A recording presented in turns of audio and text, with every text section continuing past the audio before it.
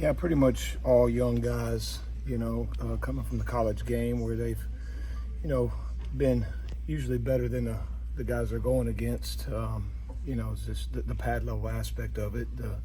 In the NFL, it's a low man wins type game. Everybody's strong, everybody's big, everybody has a skill set to play in the NFL, and you're going to need to play under people, to be able to excel. So that's just something all young guys, as they progress into the NFL, that you really got to stay on them daily, getting under people, and then, over time they start consistently playing a little bit lower, and then it's just, eventually ends up where they play more, low more consistently, down in, down out. So that's something all young guys have to focus on when they get into the NFL.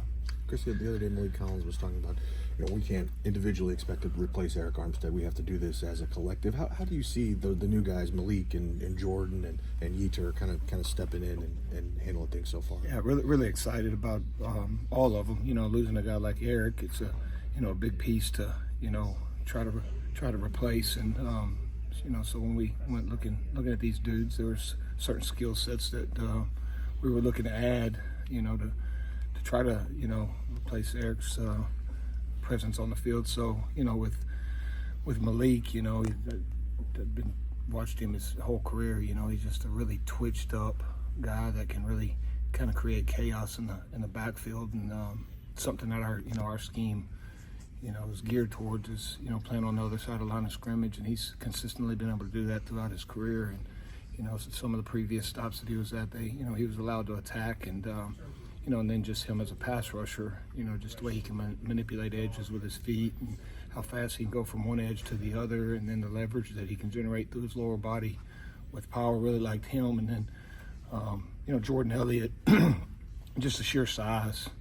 When we first started looking at him, I kind of, I don't really necessarily look at the weights, and I try not to even look at, what they weighed in college. I kind of, let the tape, tell me kind of what I think they might, weigh. And Jordan looked like probably about a 315-pound dude on tape. And then, we gather more information and, figure out he's 330, 330 plus, moving at that size, which is even more intriguing, because usually once, guys get up, over that 330 threshold, they're more geared towards the two-gap systems where they're, playing on the line of scrimmage and, matching blocks rather than attacking blocks, and, being able to two-gap more in a 3-4 type system. But then, you see Jordan out there and you find out he's 330 and playing on the other side of the line of scrimmage, and the flash plays that you saw Jordan make. You saw the explosion in a big man's lower body, which is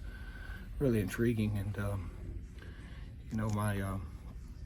he was there with Swartz last year, who's a mentor of mine, and one of my other mentors, Jim Washburn, did some work with him, was doing some consultant work down there, and so we got a little more intel on Jordan through Coach Washburn, who I trust his opinion any day of the week.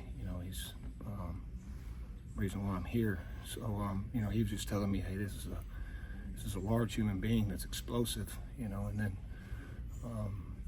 so we ended up getting him. And then I saw early on through off season, through phase 1 and phase 2, exactly what Coach Washburn was speaking upon. A big man that's really explosive and just needs to hone in on some of the fine details within his game, some of the hand use in the run game, just getting his hands tighter, playing with that consistent pad level that you were talking about, getting under people at that size, and then just how we can use him as a pass rusher, because he's a big man that actually has some pass rush slip where, he's just not a two-down run plugger. He can actually also, use his power as a pass rusher, and then he's a big dude that has some slip on some edges as well. So, excited about both of them. Does the sheer size there give you hope that he can bring you something in the run game that maybe you've been missing since DJ left? Yeah, we haven't had that type of size in there since DJ left in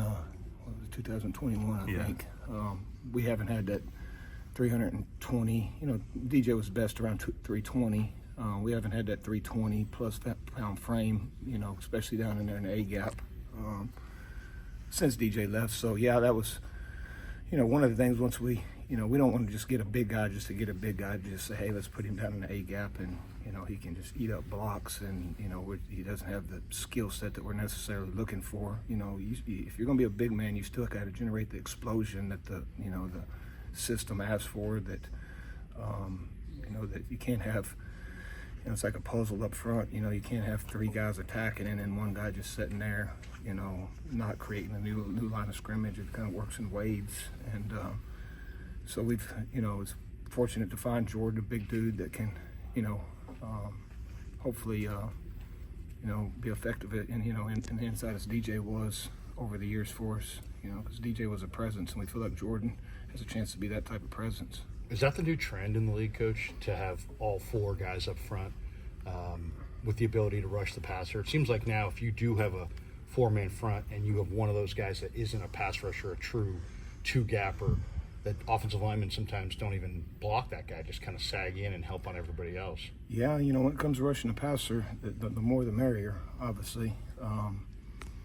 If you can, you want to have more than one, that's for sure, because if you got one elite dude, they're going to game plan for him, and then you got to have skill sets at the other three spots that can go in, because the guy that whoever they deem as your matchup issue, for an offense, they're going to do everything they can to take him away. There's a handful of players in the league that are that type of player where the offense is going to say, hey, we have to take this guy away, so you better have skill sets at the other three spots that can go and win, because they'll get opportunities. They may get more of the one-on-ones, and you want to have hopefully 4 to 5 guys, just from a pass rush perspective, that when you get in pass rush situations that can win on the edge, and then the versatility of some dudes to slide inside and win over guards. Like you want to hopefully have a stable of guys that can do it, because they're going to try to take your best away the best they can. How do you think the defensive line is this year in comparison to other seasons? Right now, it's still early on, but I am really, really intrigued to see how they finish out camp and go into the season. We're not going to know till everything gets live and we hit that first Sunday. You never truly know, but I do like the way they're progressing. I like the guys in the room. I like their work ethic. I think all the skill sets blend together well to have a good unit going forward. We'll find out that first Sunday, and as the season progresses, really how we stack up against some of the previous groups. But I like where we're headed right now. I know that the NFL is a league of turnover, but is this the most turnover you've seen in a position room year to year with one team? Just for us specifically, yeah.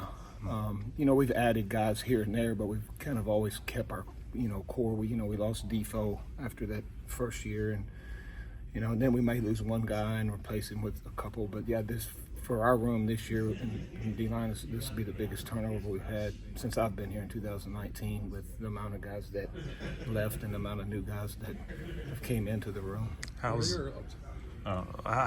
Leonard acclimating to? I know he played some hand in the dirt last year, but obviously it's going to be a lot more this season. Do you feel that he's acclimating, feeling comfortable to that style? Yeah, I do. And we're going to utilize both with him. There's certain times we're going to want his hand in the ground. There's certain times that he has the freedom to use his the 2-point that he's really excelled at throughout his career. But I really do feel like when he puts his hand in the ground, like he feels like a bolt of lightning coming out of there. The explosion, the speed really shows up on the silent tape. Like it's evident, the amount of ground he can cover, the explosion he can generate, how fast he can close on blockers.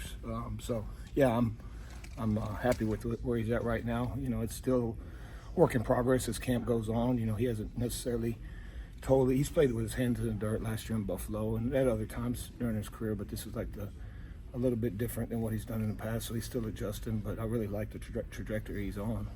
Beal looks like a ton on the practice field, Coach, but he's raw, right? But he shows that explosive speed. What do you see from him, and what is his challenge to get on the field and start to produce a little bit? Just what you said. You just see that raw athleticism, and I like from where he was at this point last year. He had pulled his hamstring about right now, or maybe a little bit before that. You'd really kind of started seeing it come alive last year, where he's been able to stack these days, and you just see that raw athlete, and he's getting more consistent as the more reps he takes. This will be a good stretch here for him going to these preseason games to start really getting some live action. But he's a guy that can cover space really quickly. On the backside, you see that speed show up. When he's closing on tackles, and then he's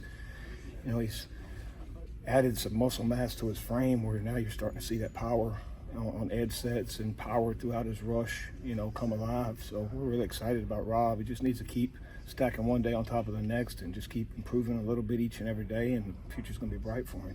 What are your early thoughts on Yatur, and is he somebody that you think can be used in a similar role as Ameni did a couple years ago, where you were able to stand him up over guards and passing downs and kind of move him all over the line a little bit? Yeah, I really like Yatur. He's a big frame dude, thick lower body, long, that still has the explosive traits throughout his lower body. Very instinctive player, that's always seems to be around the ball. And then the versatility that you talked about, being able to play him outside on all three downs, and then with the versatility, and on third down in obvious passing situations, bumping down over guards. That's, he's shown the ability to do that throughout his NFL career, and in 2-minute situations, getting a long body out there that can have the stamina and the speed and the length to go affect things, to go close out games. All those attributes are what brought him here.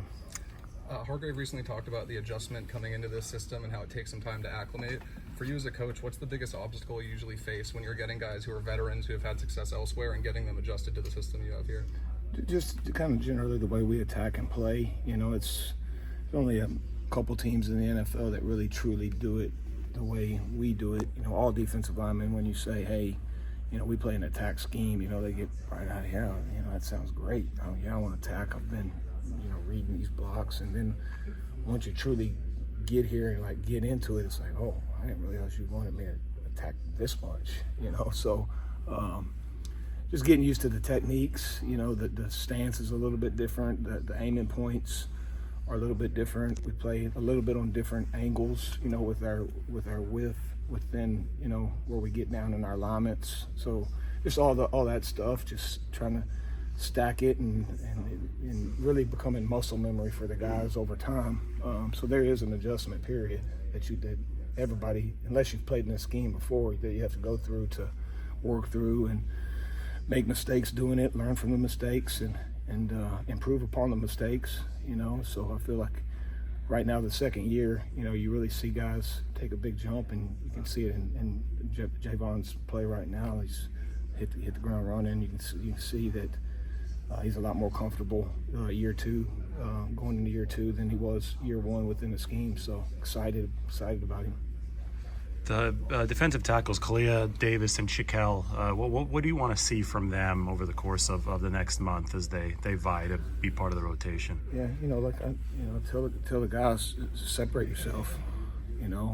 Clearly separate yourself. We have a tight knit group in there, and guys are all battling for each other, and pulling for the next guy in the room, and that's what what makes a good D-line room. But individually, each day, separate yourself. Clearly separate yourself from the next. Or earn your spot, earn your position in the rotation, earn the snaps that you're going to get on Sunday. Now's the time to do it. Once we get in these preseason games, separate yourself. So they're all doing a great job. They've shown up in practice. Kalia, Evan, Shaquille Brown. They're all doing a really good job. I just want to, at the end, once it's all said and done, and the collective body of work's in, I want it to be easy to make the decision. Make it easy on us. Separate yourself from the other guys.